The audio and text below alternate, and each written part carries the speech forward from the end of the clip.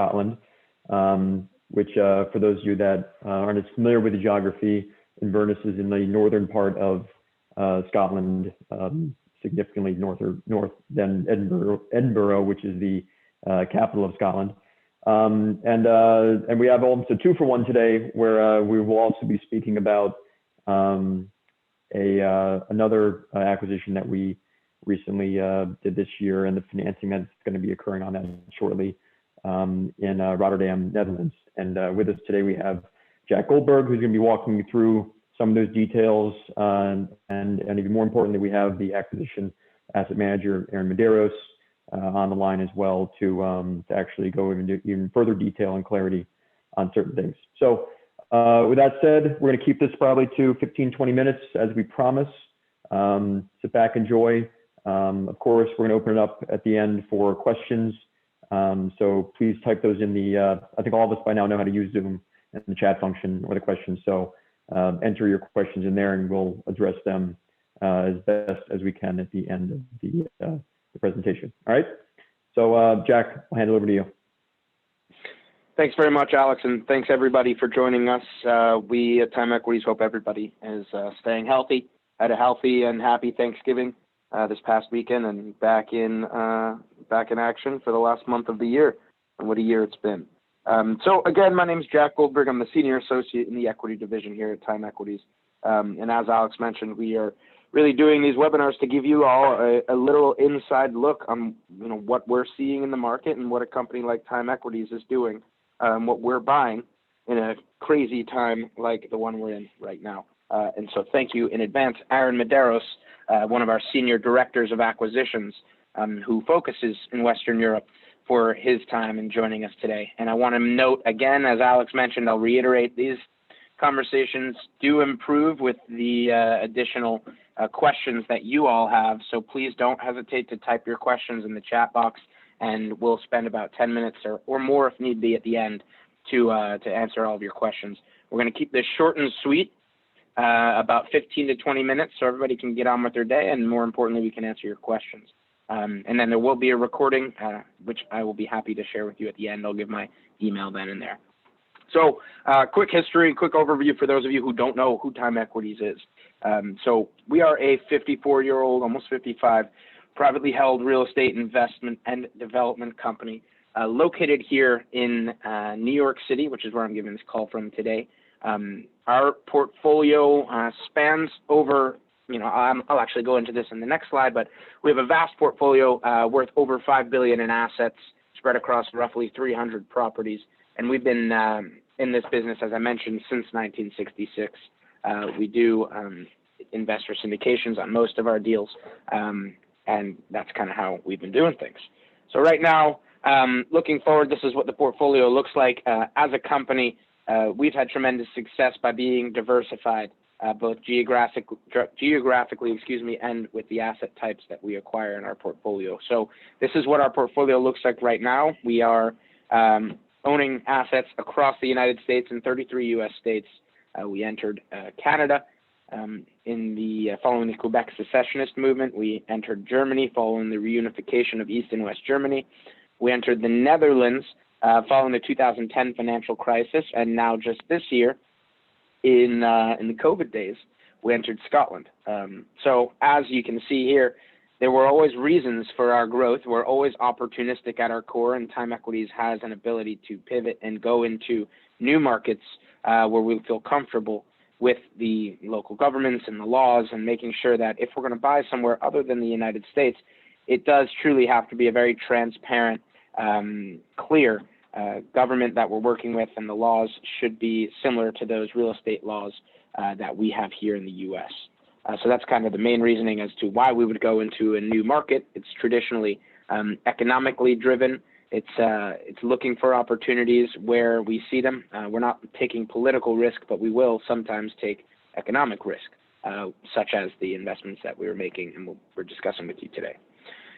Next, just want to also highlight that, again, not only are we geographically diverse, we also focus on acquiring a diversified portfolio of different asset types.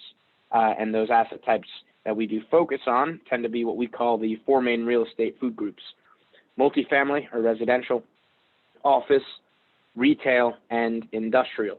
And just to preface this, of course, retail has been a bad word in the real estate market for the past few years as Amazon grows its stature and all of us switch to buying all of our or most of our gifts for Christmas online this year with COVID, gifts for whatever holiday we're celebrating, hopefully. So we have had tremendous success, though, with a lot of the retail properties that we've purchased here in the U.S. We did have troubles with them at the beginning of COVID that we were able to negotiate and navigate our way out of, and happy to report that our retail portfolio right now is collecting roughly 95% of its rents. So we're back on our feet, and we're looking for new opportunities. And that brings us to the next page, which is the Inshes Retail Park in Inverness, Scotland, that Alex mentioned. So some quick highlights on this. We did close on this acquisition back in September. It was an all-cash closing of roughly $20 million or $132 per square foot.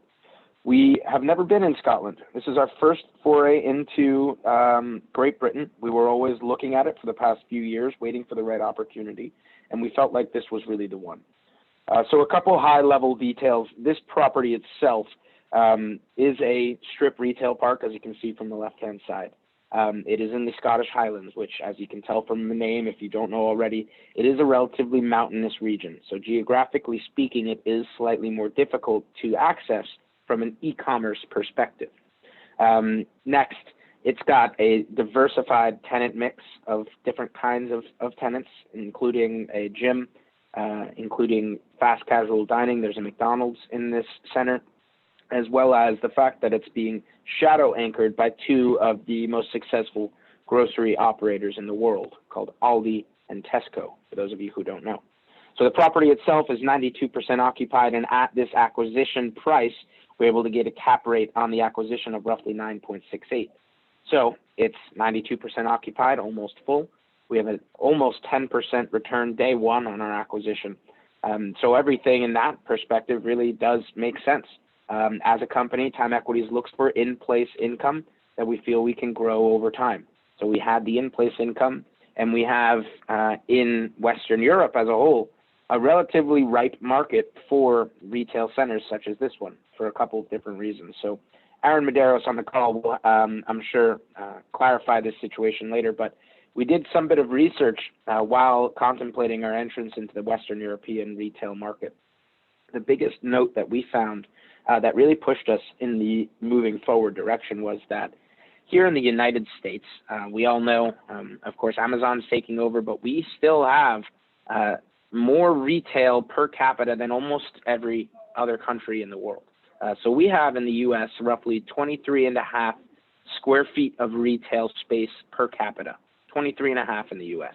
In the major and Western European countries, including Great Britain and the Netherlands, there's 4.5 square feet of retail space per capita, which to us tells us a few things. Number one, it tells us obviously it's not an overpopulated or overcrowded or flooded market with retail, so there's less competition in the space for retail centers like this.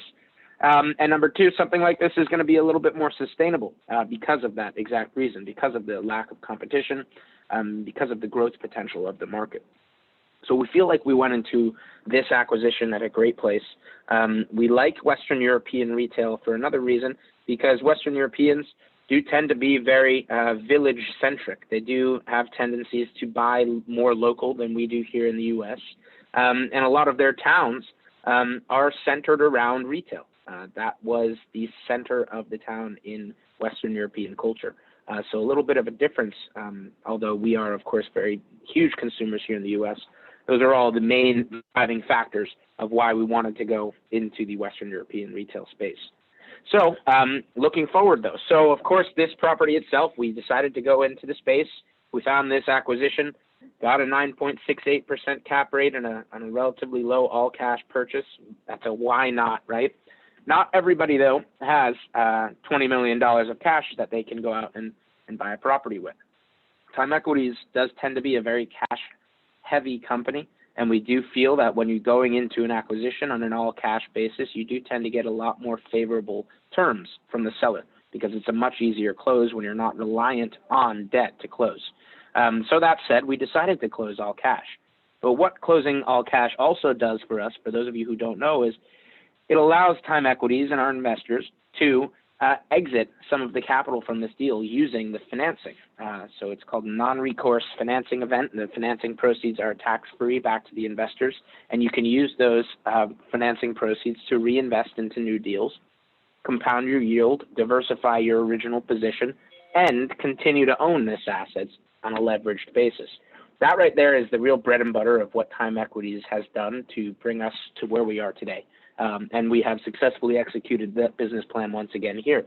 Because after closing on it in September and November, we closed on the loan that we are now using to return capital to investors and reinvest into new deals.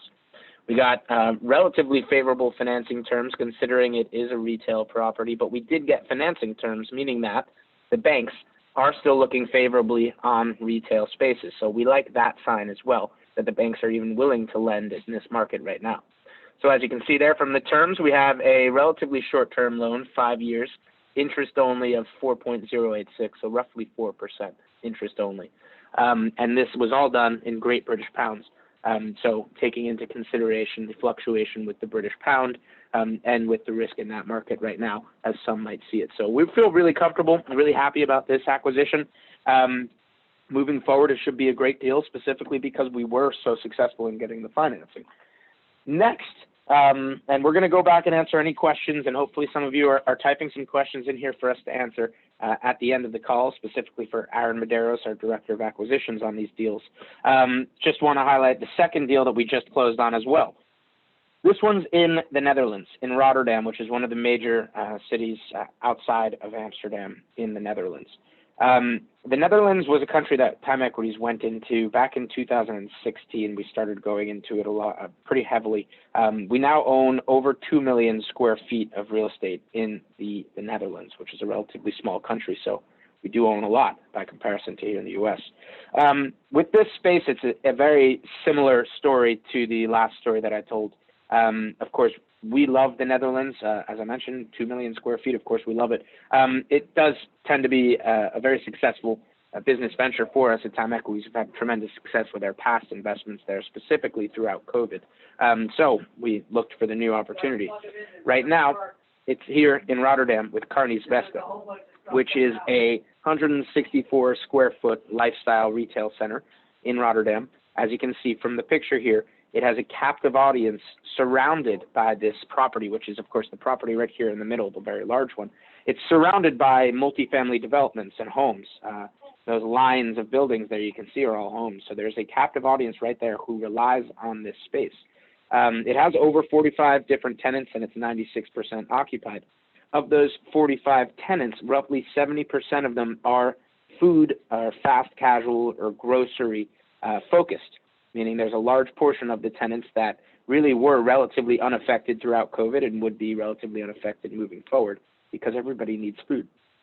So we love this property for all of those reasons, and the fact that we were able to not only get financing on it at acquisition, but also the fact that it, as you can see from the pictures, it's kind of like a hybrid indoor-outdoor center. So it's not an enclosed retail space, which tends to not do as well in global pandemic days, for example. So all of this said, 96% occupied. We did close on it with debt, with interest and amortization, and at a relatively low price per square foot for a high-quality asset like this. So again, this is Time Equities expanding our portfolio. One thing I haven't mentioned yet as to why we are buying these two deals in Western Europe, why we're here telling you about these deals right now. With Time Equities, we always tend to put a lot of our own capital in each of these deals, as most of you already know. For the first few months of the coronavirus, from our perspective here in the United States, we were very uncomfortable buying long-term real estate. Anything that we buy, we intend to own forever.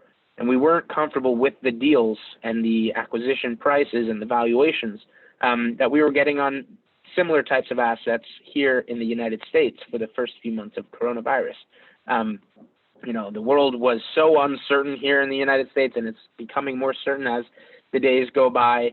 But Western Europe was slightly ahead of us in their recovery because of the fact that they had it before us. So, of course, naturally, they're ahead of us in their recovery. And we see Western Europe as kind of a looking glass into the future of what the future States in terms of COVID. So we felt more comfortable buying there than we have been in the United States. We have not yet acquired local U.S. assets since the beginning of COVID. We have some in the pipeline that we'll be sharing with you in the coming months, but we have been focusing on Western Europe more so because of its consistency and because of its certainty, given the COVID pandemic right now. So all of that said, I want to pass it back off to questions. That's really all I have for today. Aaron, is there anything else that I mentioned on this Carneys Vest property that I haven't mentioned yet? Or any of the other two properties before we go to questions? No, I think you did a great job. And the only thing I would add at Carneys Vest is we're working on an expansion of the center where we build a small Aldi in the center, which isn't included in any of our underwriting or presentations, but we feel pretty confident that that's going to get done. So it just, I think, speaks to the strength of the density of consumers in the trade area, and the fact that this is the main, sort of food location, as you mentioned. Yeah, great. So great job on this. So we actually did have one question come in. I realized I didn't mention what the new leveraged returns are on the Inshes Retail Park now that we've put financing on it. Do you have a rough estimate or rough idea of what the new leveraged returns on that property are now that we put the financing on? I do, yeah. They should be around 11%. On leverage basis, yeah. That's including reserves, but in reality, since the occupancy is much higher, it should outperform that in reality. But for our underwriting purposes, we include, substantial reserves and vacancy allowances, but just including those 11%. Great. Well done. Well, thank you for that question, Harry. I appreciate it.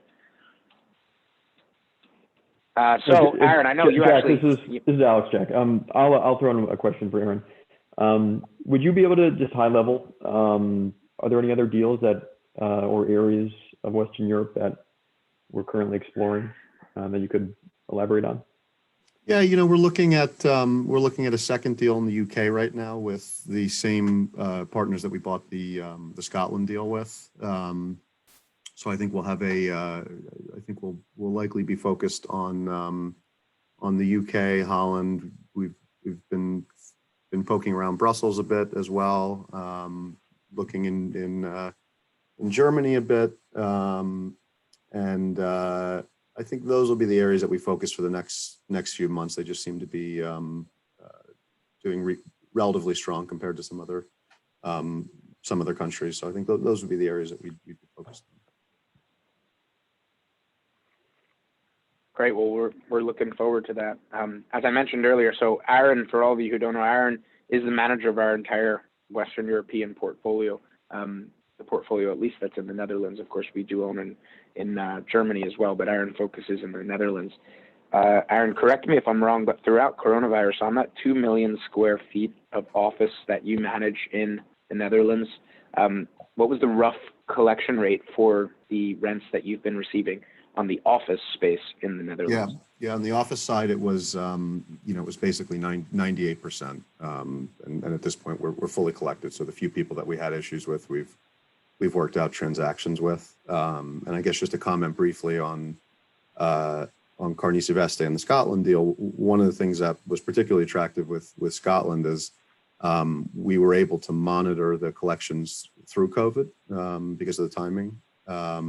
And at closing, there were no arrears. All the tenants continued to pay rent, and with the exception of one or two tenants getting, approximately a month free, give or take, or 6 weeks, I think it was. All the tenants continued to pay rent through COVID, and similar story at Carneys as well, where they were very, very, I think in Scotland there was 2 million of gross rents with no arrears, and Carneys was 2.8 million with no arrears as well. So that was part of what made it attractive, was being able to see that the unlike some other areas where there was a lot of pain with retailers in these locations, they continued to pay their full rent, through COVID.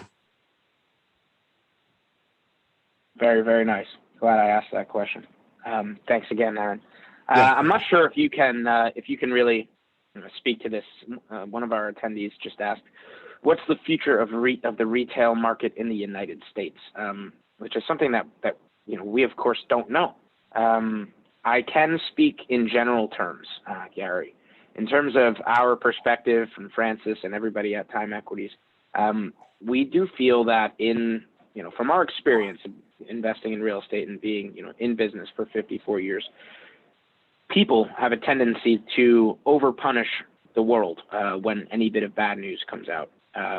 And people tend to go into crisis mode during crises and think that we're going to stay in the crisis forever, think that the world is going to change forever. But from our perspective and our experience, things rarely do change forever on a very broad scale.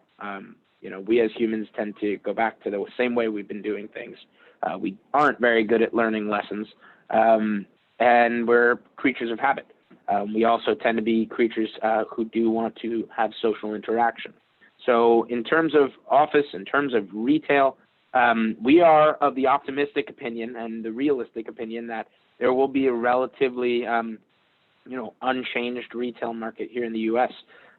We've even seen, for example, as soon as the lockdowns were lifted a few months ago, we saw the highest in-person brick-and-mortar retail sales than we had seen probably in the past, I think, 10 years was the time that we had just blown out of the water.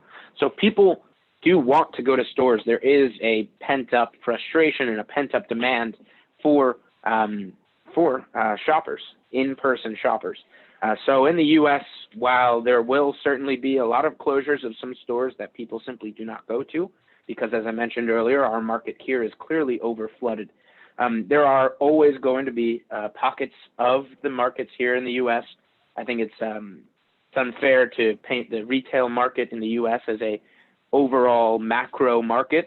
We do, of course, there are macro market tendencies that affect underwritings and so on and so forth, but each one of our acquisitions, at least in the Time Equities portfolio, is looked at on a very micro scale. What's happening at this property in this town, in this part of the United States, rather than the retail market as a whole.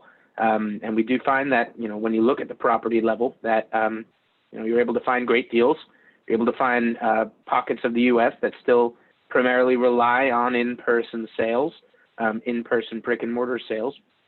And Time Equities as a company does tend to focus on buying acquisitions of retail properties that are lifestyle oriented, meaning they're not just straight retail centers. They have some aspect or some tenants that still require you to go in and get something done. There will always be tenants and businesses that still require in-person visits, doctors' offices, amusement centers, restaurants, so on and so forth, salons, so many things. So there will always be a future for retail. There may be a reckoning for some retailers. That's just the way of the world in terms of economic ups and downs. But where businesses go out of business, there's typically new businesses that take their place, new entrepreneurial activities, specifically in market downturns when people get fired and they have so much more time on their hands. So you never know. We might find the next Apple that comes out of this, the next Amazon, the next Jeff Bezos might have been fired from their job and is now working in their garage thinking of the next great company. So while retail is certainly going through a little bit of a blip, our portfolio is, as I mentioned, back up and performing 95% thanks to the hard work of our retail team. Hopefully others are doing the same, and we'll see what happens.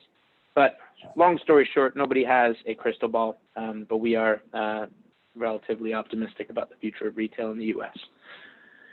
And to add on to that, we're going to be we're planning a town hall that will be available and live to the public toward the end of next week that Francis will be hosting. So we'll be addressing both macro and micro level dynamics in the marketplace, specific to different geographies and different asset classes.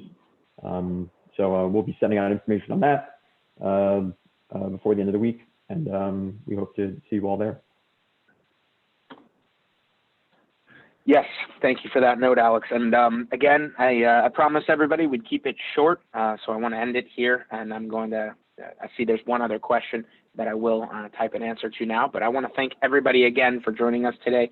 We hope to see you in 2 weeks at the end of next not this Friday, but next Friday, we will, as Alex said, have Francis here to answer all of your questions directly face to face. So please keep an eye out for the next inside look. This one will be Francis Greenberger's 2020 year-end look back and look forward. And we'll hopefully see you there, and hope everybody has a great next couple weeks, next couple days, great rest of your day. And thanks again to everybody for participating today.